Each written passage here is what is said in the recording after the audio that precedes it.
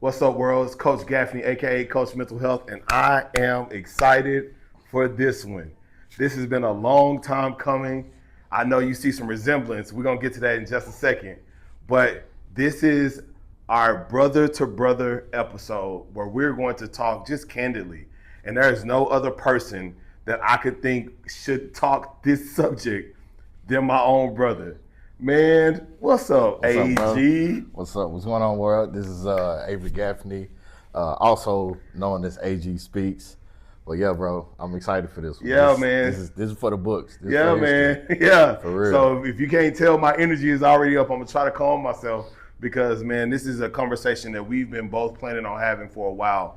You know, life circumstances have taken us through various challenges, various channels, and just having a brother-to-brother conversation about those things, I think, can help. And we hope that this message heals. We hope that this is an opportunity for people to see brothers dwelling together in unity, regardless of the past and what they've been through and all of those things. We're gonna get into it. And so let's get into it. Brother, talk to us, man. We grew up in the same household, same mom, same dad. What do you remember most about our childhood? If you can name 2 to 3 things that you were like, these things stick out to me about our childhood. You know, honestly, bro, it was a lot of fun. It was a lot of fun. There was a lot of dark moments, and we can get into that. But number one, a lot of fun, a lot of chaos.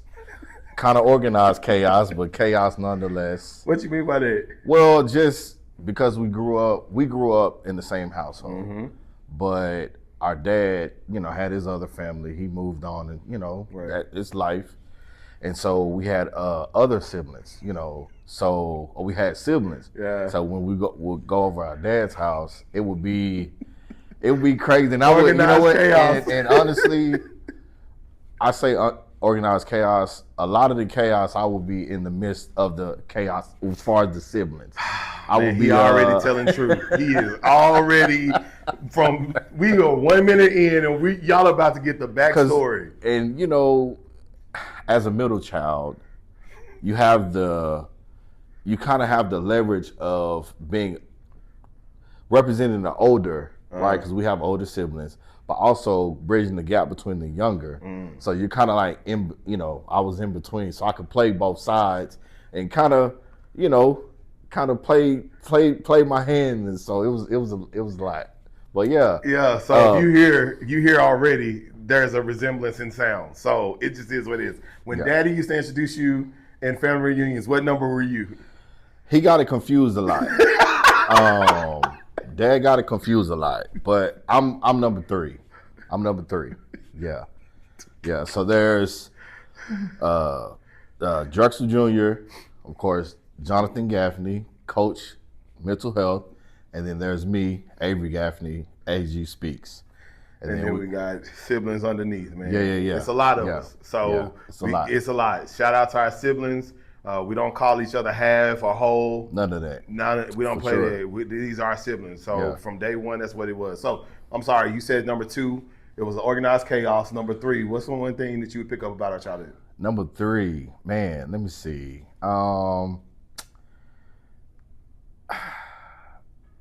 It's hard to put a number 3. It's so many words. Yeah. I would say brokenness. That's the first thing that came to my mind. Okay. And I know the old adage is, or the old saying is, time healed all wounds. But you have to be in the healing work to let that time heal wounds. Because if you don't, then you're just gonna be reliving the past and being traumatized all over again. So re-traumatizing yourself all over again with the patterns you set. Exactly. So I'll jump in there. One thing that I remember about our childhood it sticks out to me is, of course, obviously, I feel like we lived in 2 worlds. During the week we lived with Mom. That was one world, and then on weekends when we had to go to God's Grace Church, that was another world. Yes. And it was turn up time. Okay, let me say this too. Yeah, because at Mom's house it was quiet, unless me and Just my say brother, it. Say it. yeah, God. John. me and John. Unless me and John was, we had our moments of chaos at the house. Excuse me. We had our moments, but going to Dad's house, it was very chaotic. Yeah. The second thing I Go ahead. remember is the transientness that we went through. What does that mean? Just how much we moved. Like we moved Yeah. several spots Yes. as children. We went to several different elementary schools as children. And so I remember us staying with multiple people for whatever reason and all of those good things. Just in general, that's something that sticks out to me. I remember from 0 to 6th grade being around nothing but black people, it felt like all the time. At church, at home, reunions, all of that. And then it got different in middle school for me, where it flipped and I was in culture shock. That was a life-changing moment for me. The other thing that I would say about our childhood that is tough to remember is the adverse childhood experiences that we had. Yeah. Because it made it and shaped us into who we are in our various paths and how we have taken that healing journey, possibly different, but toward the same goal of healing.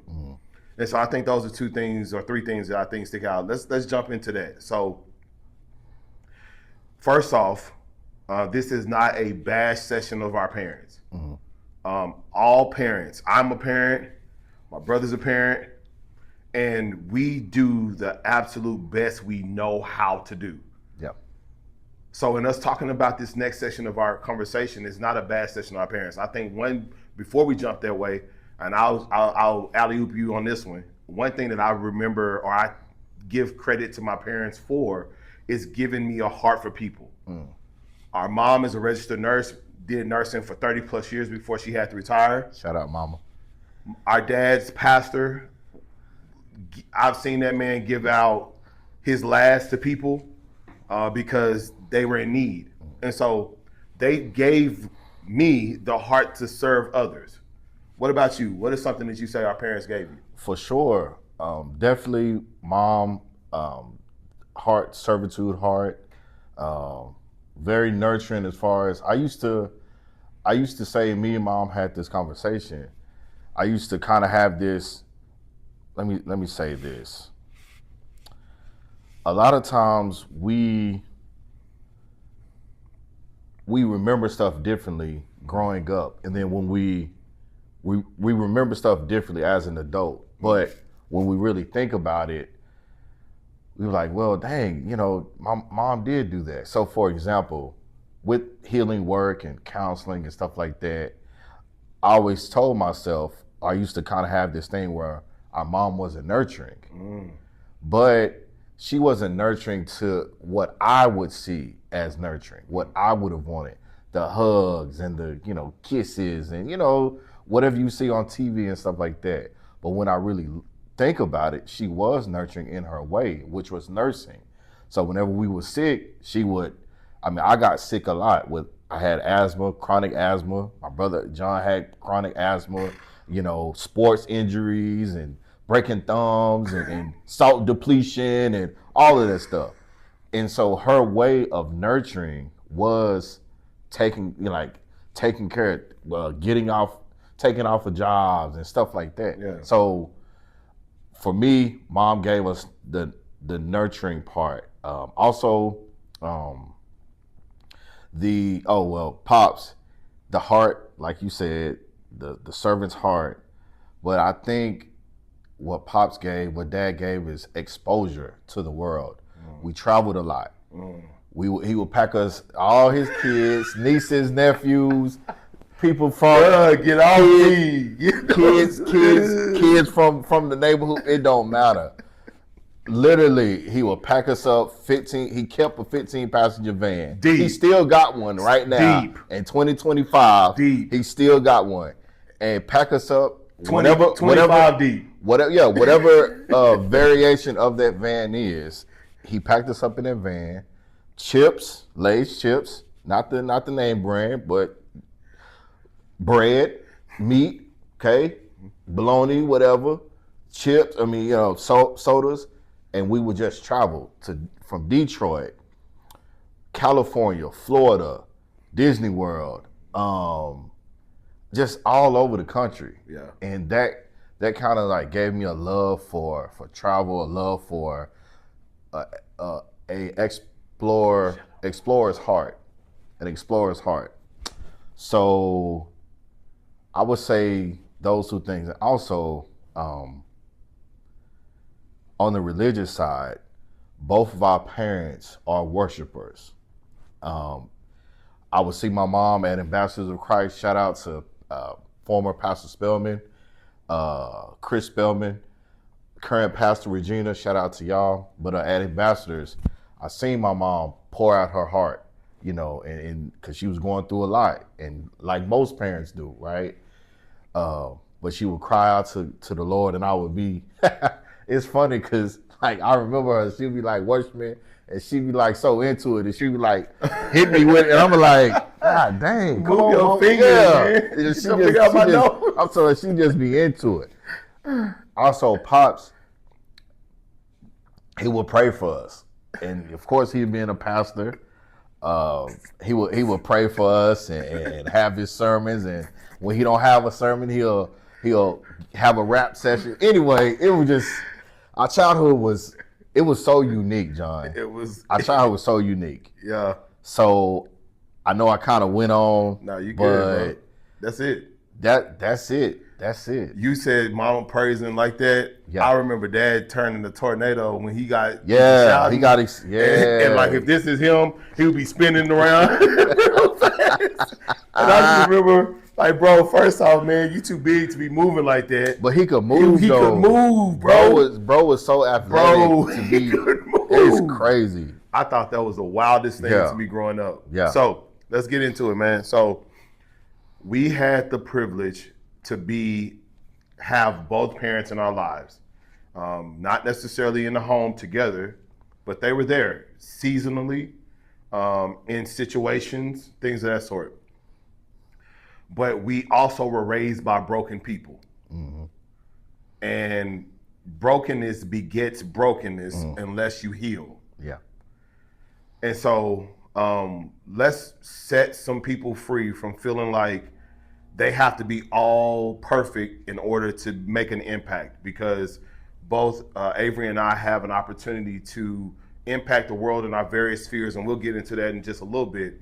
But we come from brokenness, and I think it's important to recognize that and not hide away from that. So speaking of that brokenness, let's talk about 2 or 3 situations where you say, man, now that I have hindsight, that was a broken situation. Mm-hmm. Wow. So doing trauma work and being in that healing journey, there was a memory that I recall. One of my first memories, actually, me personally, my first memory was a domestic violence situation with my mom and my dad. There was some infidelity going on, and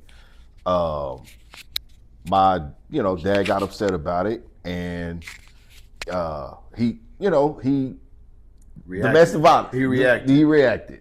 Right? He reacted. Details not important, but he reacted. And so I remember our oldest brother, Drexel, hiding us in the closet. Me and John hiding us in the closet because, they was having an argument, and it escalated. And so my older brother, shout out to him, Drexel Jr., shout out to him. He was so protective of both of us that he hid us in the closet. And I just remember that. I remember that the reason why it was impactful to me, because I got married, and for 7 years and got divorced. But during that marriage, I would always get depressed during Christmas. And my ex-wife would be like, she didn't understand why you, jingle bells and when jolly, and I'm just, and I could never pinpoint it. And so with going to counseling, which I advise everybody to do if you have the opportunity, if you can afford it.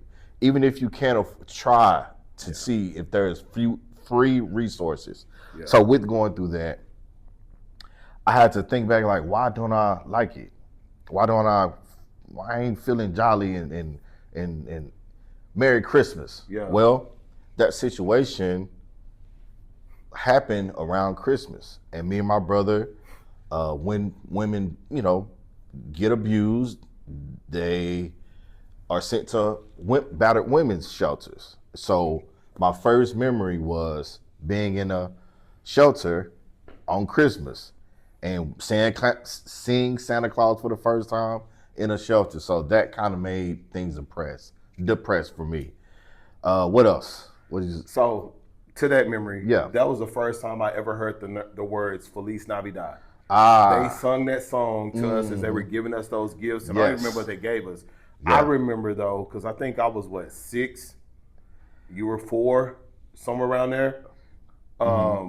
They sung that song, and that every time I hear that song, I remember being in this little open room at the shelter and them giving the stuff. yeah, And I was just like, man, that's what they call a sensory experience Yes. that comes back to you as you hear or feel things, and it's almost like the opposite of deja vu. Anyways, yeah. I remember the toy that I got. It was one of them. Yeah, it was y'all remember those little, it was like a hoop, but it was in water. You press the button and the water, it'll go in the, I remember that. Yeah. Shout out to you people who work in social services. Yeah. Because here we are 30 years later talking about something that someone gave us. Don't remember a face, don't remember a name, but the fact that you impacted some kids that were in a very hurting situation at the time For sure. is incredible. For sure. So give me another one that you say is a memory that you can recognize as brokenness now. Yeah,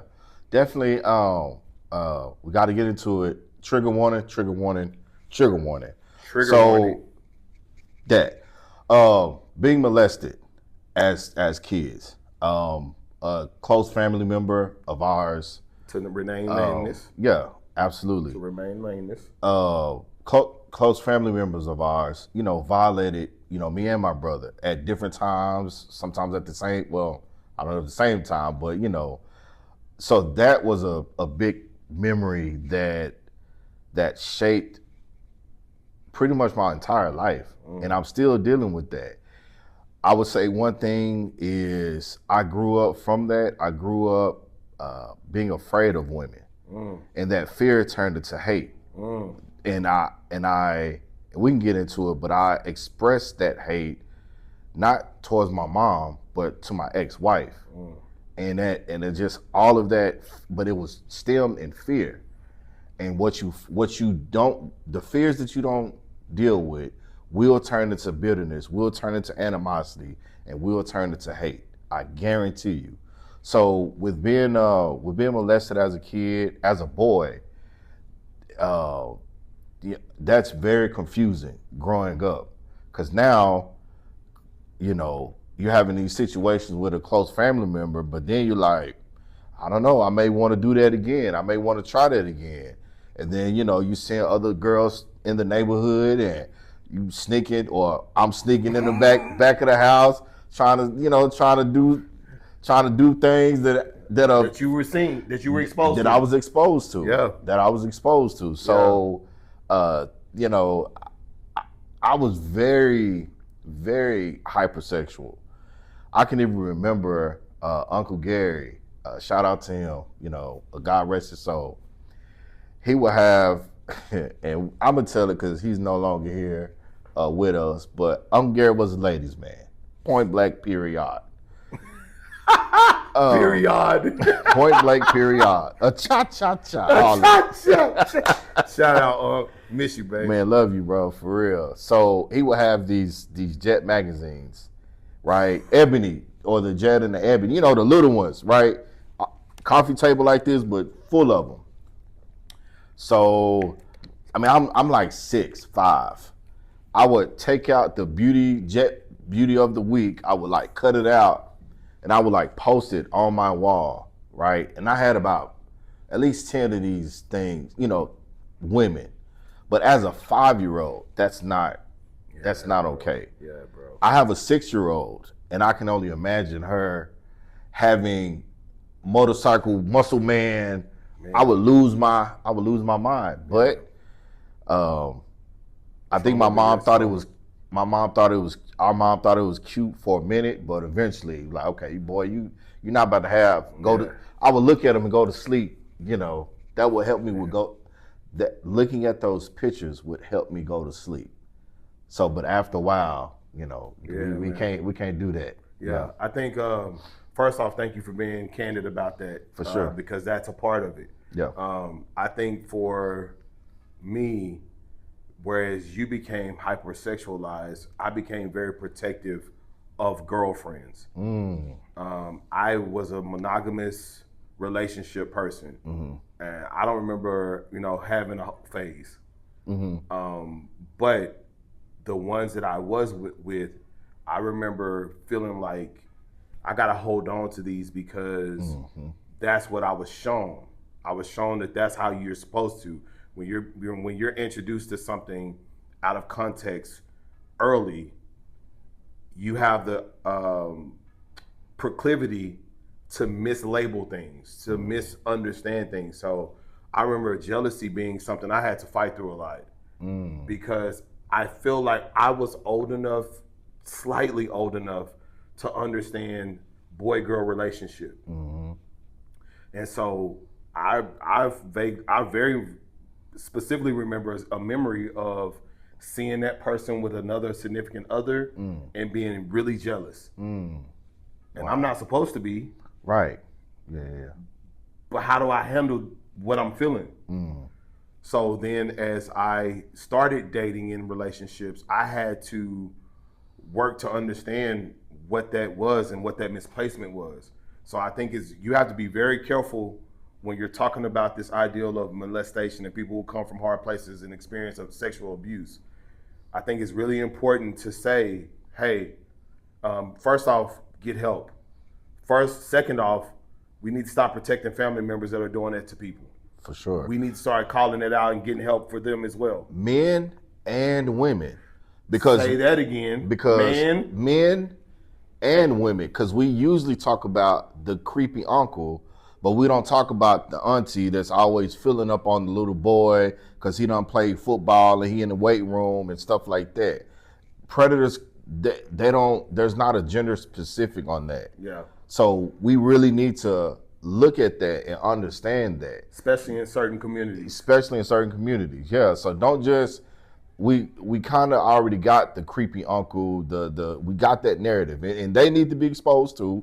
Very much so. The females in the family, the women in the family, the girls in the family, the cousins in the family with the sleepovers and doing all this old weird stuff. We need to check that as well. Preach. So all of that said, I think that I had to heal from that situation and how I approached understanding the relationship between men and women romantically, and understanding kind of it's a guilt that comes with it, because in order to engage in that manner, something has to happen biologically. Catch my drift? But if it's done out of context, then it makes it feel wrong when it happens right in context. Yeah, very much true. So that's where I feel like that's where some of the healing journey had to happen for me as well. So let's talk about that part, because we could spend hours upon hours upon hours talking about woe is me and what things happen to us and all that stuff. And none of that is really the point of it. The point is to say it so we can name it, call it out, and then say, what have we had to do in order to heal from it? So let's start. Where did your healing journey start? Not only to just overcome that situation, but all the adverse childhood experiences we had. Where did it start? First off, where did the awareness start? Let me ask that. Where did the awareness start? I would honestly say my marriage, my former marriage. I use this analogy, and y'all can take it because it's gonna help people. But I always say that marriage is like you know how you get your 2 rings and, you know, your I do's and all that stuff. But really, when you meet your significant other, it's like the both of y'all are unrefined pieces of gold. And getting into the marriage is like going into the fire to make pure gold. So when you're in the marriage and you're having your different personality coming out, and because marriage is going to expose it, being connected to someone on a long-term basis where it's not boyfriend and girlfriend, it's not you have the option of running. No, you have insurance, houses, cars, you know, stuff like that. They are in your life. In your face. In a real way. That exposes a lot. So when you have trauma, your trauma is going to speak. It's going to speak very loud. So my healing journey definitely started with my ex-wife, her and I rubbing, you know, because of her trauma and my trauma, and her calling my BS out and me calling her BS out. And it's just that grinding and grinding. So I had to be like, no, dude. She literally held up a mirror like, without the excuses, without all of that, this is how you are. And you can I had the choice to either accept it and work on it and fix it as a human being, or continue to not be self-aware and not be self-actualized. Yeah. So I had to make that choice, and towards the end of the marriage, that's where the self-awareness came from. Like, this is you, dude. This is you. You're narcissistic. Stuff, boy. You're a malignant narcissist. Bro. You're vindictive. Bro. You're what else? Vindictive. You're antagonistic. Bro. And you have to change. Bro. Because nobody's going to like you like that. Bro. Nobody's going to like you. Bro. So that's where it started for me. Because we share this in common, we're both empaths. I say that the journey started, I would say fairly early for me. I would say middle school.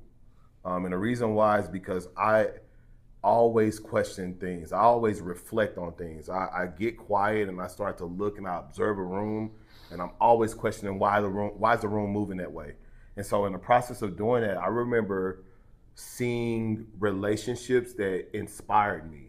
Shout out to my coaches, because at the time in the season of my life where I didn't see it at home, I had coaches that had the relationships that I was like, wait a second, how are they showing up like that? And why are they loving on each other? And like I know this one particular coach and his wife, they have 4 kids, and all 4 of them jokers used to come to every game. I used to see her pack the car, the snack, everything. And it was just like, what is that? And so I started recognizing the subtle differences between my lived experiences and others' lived experiences, and started chasing and kind of piecing together. It's kind of like a kid who does a vision board, but mentally. I started kind of piecing together from other experiences, like, I want that, and I want that, and I want to experience that, and I want some of this. I want family gatherings. I want it to be peace at my house. I want it to be. Yeah. And so I started building that mentally in middle school, starting through high school, still going through my drama, still trying to go through testosterone floods in adolescence, but still trying to remember this is what I want. And I didn't have a way of expressing it.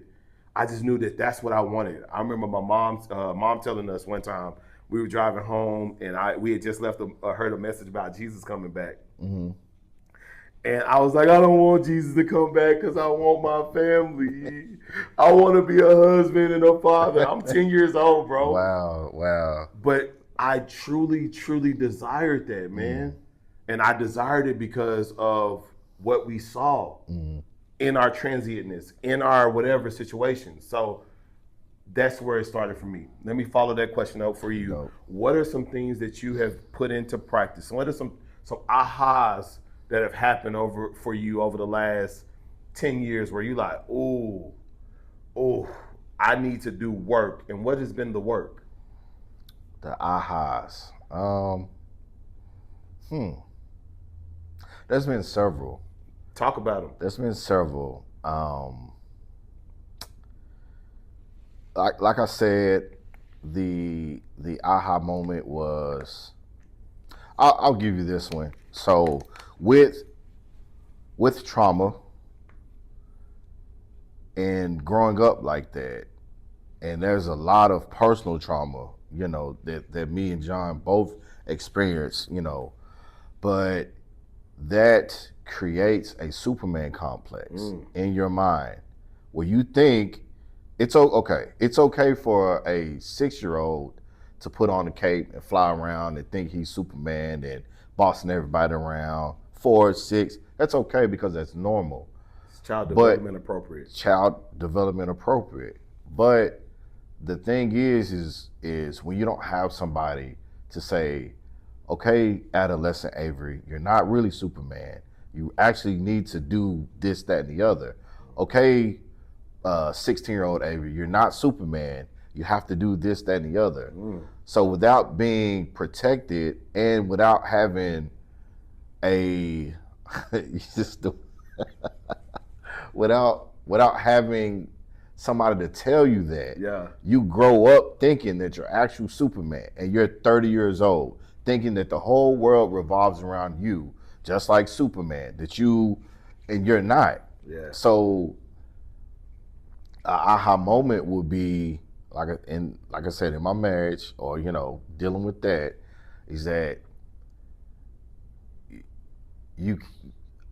I can't keep going through life treating people that way and being entitled and being selfish and self-serving. And also an aha moment in that same vein is that even though I did show signs of malignant narcissism or, self-serving, that also doesn't mean I'm discounted and I'm not a totally bad person, because we're all neither good nor bad. And you're going to be somebody's villain in their story, guaranteed.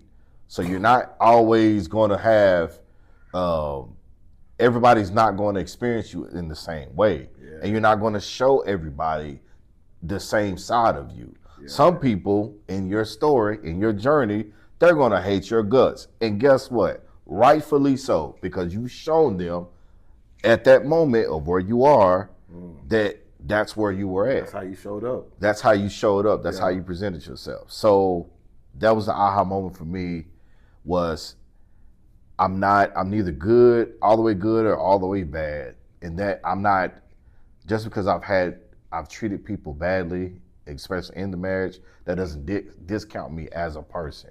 Yeah. And my voice is still valuable, and still needs to be heard. Beautiful, man. I'm gonna ask for that assist and throw me that rock. Yeah, I'm gonna catch that thing. Go ahead.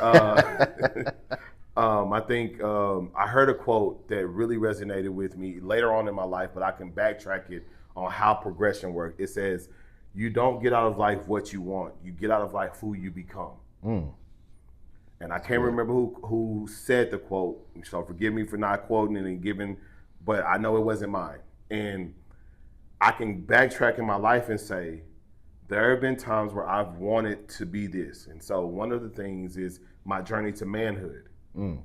And the definition that I think resonates louder than any definition, what's a man, who is a man, and what's a man? There's a scripture that says, when I was a child, I thought as a child, I understood as a child, I reasoned as a child. But when I became a man, I put away childish things.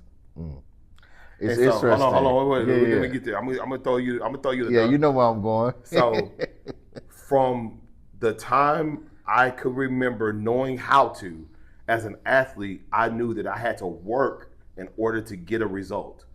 So if I wanted to become a man, remember, I had to do the work. So that was my aha moment, was the work it was going to have to be in order to put away childish things.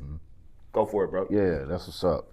It's interesting. I have that scripture tatted on my shoulder, on my arm right here.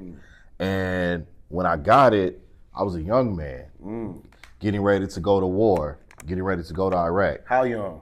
19. What year was this? 2008.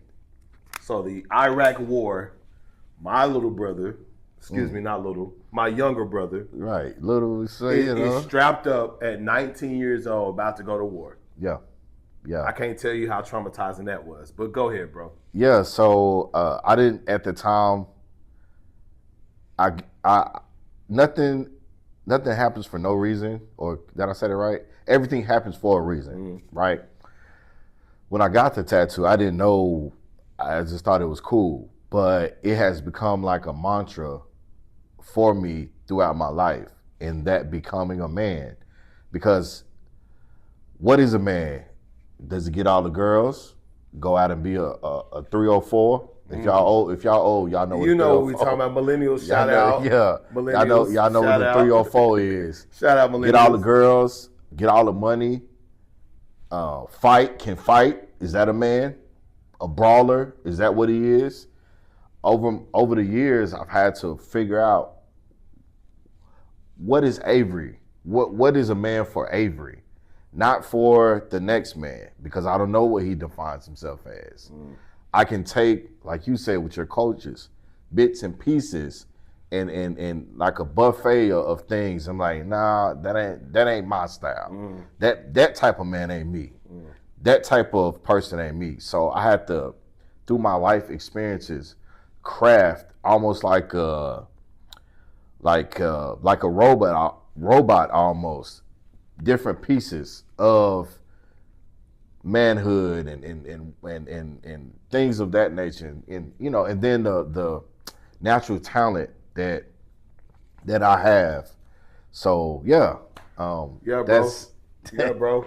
I Yeah. think one of the things as we get ready to land this plane is this ideal of becoming. And one thing that I feel like as humans we don't focus a lot of attention on is expressing our God-given talents, abilities, gifts, and skills, and leaning into that.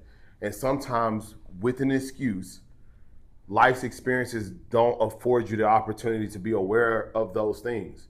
So you see two individuals that have lived through some experiences that could be distractions and discouragements to experiencing growing through our lives, gifts, talents, abilities, and skills, and showing up in different ways.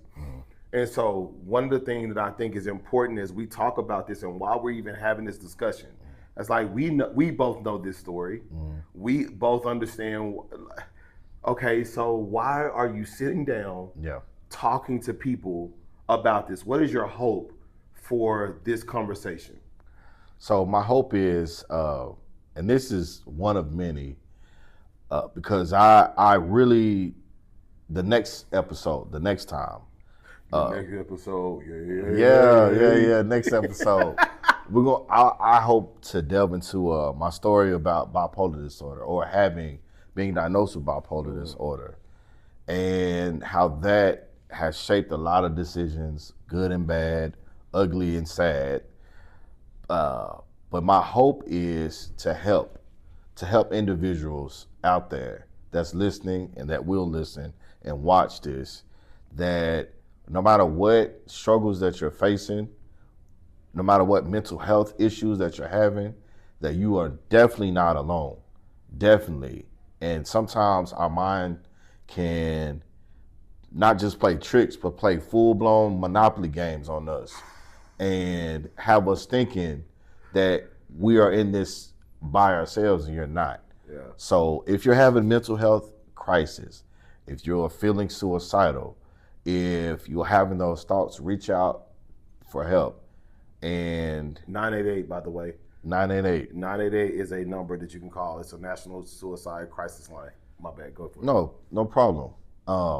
Reach out for help. And like I said in the beginning, better help and different resources out there. So my hope is to get help. Yeah, bro.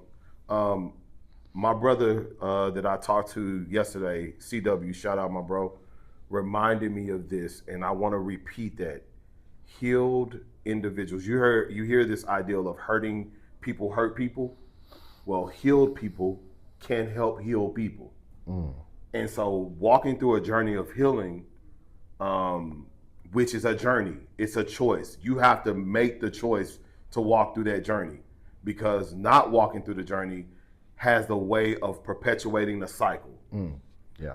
And it shows itself. Trauma begets trauma unless someone is bold enough to stop that in its tracks and say, no, that's not the life example I'm going to live.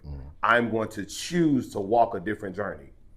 And that path to healing is work. It's work. For sure. To overcome the insecurities. Yep. And I'm speaking for myself. To overcome the insecurities. To overcome the second guessing nature. To overcome the protective nature that I have to protect myself and everyone else around me. Yeah. And if I don't do it, no one else will, which can become something that you can take out of balance by locking your kids in the closet. Yeah. And you're trying to do all of those things. Go for it. No, I was going to say, to add on, anxious attachment. Yeah. Anxious attachment. Definitely holding on, squeezing to onto relationships too tight, and kind of like because you don't want to let go because you're afraid that if you let go, then almost like a child with a balloon, where you want to hold on too tight, but yeah. All of those things, I think, have been a part of the journeys, and everybody's journey is going to look different.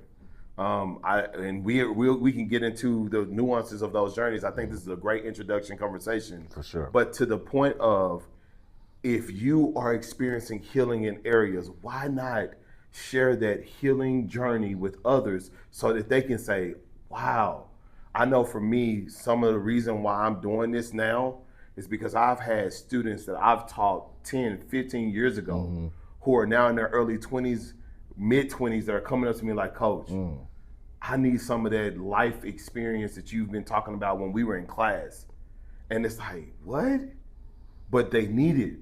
So why not be the person who's bold enough to say on camera, I was a male who was sexually abused by a female.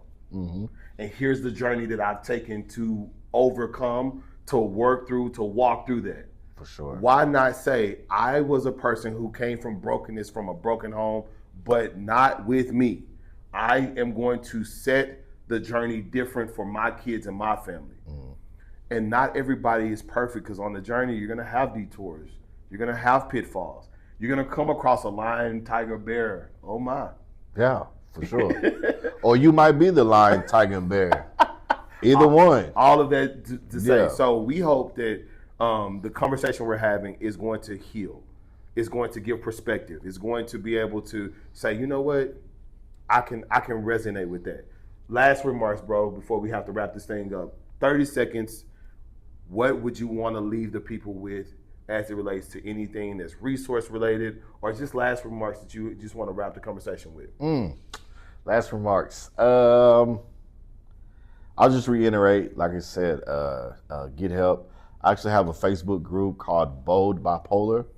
I think it's Bold Bipolar Disorder. I just started it. And speaking on kind of the piggyback on what you were saying, John, just being bold to tell your story, being self-aware enough to understand that you have a voice, and to not be afraid to use that voice for good, not to necessarily bash those who hurt you and stuff like that, because now we're still dealing with that trauma spilling out. But being bold enough to say, this is what I've been through.